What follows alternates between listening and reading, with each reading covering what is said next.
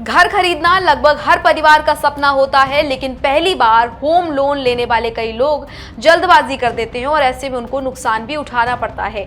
जानकारी की कमी की वजह से कई सारी गलतियां कर बैठते हैं, जिनका असर कई वर्षों तक उनकी जेब पर पड़ता रहता है। एक्सपर्ट्स का कहना है कि सही योजना और थोड़ी सावधानी से न केवल लोन आसानी से मिल जाता है, बल्कि लाखों रुपए तक की बचत भी की जा सकती है। सबसे पहले अपनी आर्थिक क्षमता का सही आकलन करना बहुत महत्वपूर्ण होता है। केवल बैंक जितना लोन तैयार देने को हो जाती है, उतना ही लोन लेना समझदारी नहीं है। आपको ये भी देखना पड़ता है कि आपको उसका पेमेंट भी करना पड़ेगा, ईएमआई भी आपको चुकानी पड़ेगी। तो ऐसे में ईएमआई आपको चुननी है और आप कितना हर महीने दे सकते हैं, ये भी आपको पता करना जरूरी है, जिससे आपको आसानी रहे और आराम से आप अपनी ईएमआई चुका सके।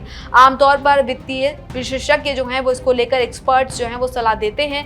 कुल ईएमआई आपकी मासिक आय से 35 से 40% ही होनी चाहिए। उससे ज़्यादा अगर होगी तो आपके ऊपर बर्डन काफ़ी ज़्यादा बढ़ेगा। इसके अलावा डाउन पेमेंट के लिए भी आपके पास पहले से पर्याप्त बचत होनी बहुत ज़रूरी है, क्योंकि तभी आप पैसा दे पाएंगे।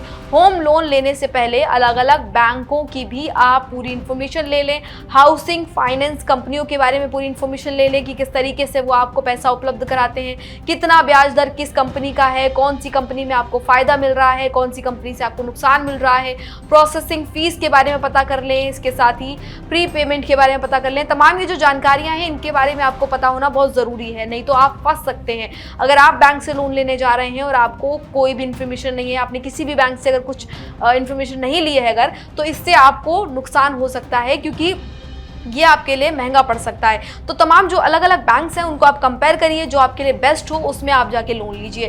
केवल ब्याज दर देखने से आप फैसला नहीं ले सकते, क्योंकि कई बार छिपे हुए चार्जेस भी लोन में ऐड हो जाते हैं, जो कि आपकी जो लोन का जो अमाउंट है उसको एंड में महंगा कर देते हैं और ऐसे में आपको नुकसान उठाना पड़ सकता है। लोन की सभी शर्तों को ध्यान से पढ़ना बहुत ज़रूरी होता है। इसके साथ ही क्रेडिट स्कोर भी होम लोन मिलने में कई ज़्यादा अहम भूमिका निभाता है, क्योंकि क्रेडिट स्कोर अगर आपका अच्छा है तो आपको लोन जल्दी मिलता है और कई बार इंटरेस्ट रेट भी इसमें कम मिलता है। अच्छा सिविल स्कोर होना लोन के लिए बहुत ज़्यादा फायदेमंद होता है, क्योंकि इससे जल्दी मंजूरी मिलती है लोन को और कम ब्याज भी आपको कहीं ना कहीं देना पड़ता है। अगर आपका स्कोर कम है तो पहले उसे सुधारने की कोशिश करें और अनावश्यक कर्ज या फिर क्रेडिट कार्ड बकाया कम करें।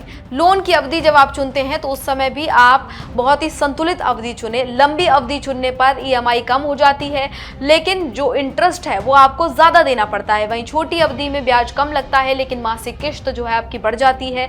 इसलिए ऐसी अवधि चुनें जो आपकी आय और इसके साथ ही भविष्य की वित्तीय योजनाओं के बारे में आपको कहीं ना कहीं मुश्किल में ना डाले, परेशानी में ना डाले। उनके हिसाब से आप एकदम एग्जैक्ट अमाउंट चुनें, जिससे आपको दिक्कत ना हो। अगर आप पहली बार घर खरीद रहे हैं तो सरकार की विभिन्न योजनाएं जो चल रही हैं आवास को लेकर, आप उन पर भी जानकारी ले सकते हैं, सब्सिडी प्राप्त कर सकते हैं और साथ ही साथ पात्रता होने पर इन योजनाओं का लाभ लेकर लोन की लागत भी आपकी कम हो सकती है। एक्सपर्ट्स का मानना है कि सही वित्तीय योजना, बेहतर क्रेडिट स्कोर, उचित डाउन पेमेंट और सोच समझ कर चुना गया होम लोन भविष्य में आर्थिक बोझ कम करता है, साथ ही साथ घर खरीदने के सपने को भी सुरक्षित करता है। तो ऐसे में जो पॉइंट्स हमने आपको बताए उनको ध्यान में रखते हुए ही आप लोन की प्लानिंग करें, अगर आप अपने घर को खरीदना चाहते हैं। फिलहाल इस जानकारी में इतना ही। इसी तरह की तमाम अन्य जानकारियों के लिए देखते रहिए इंडिया न्यूज़।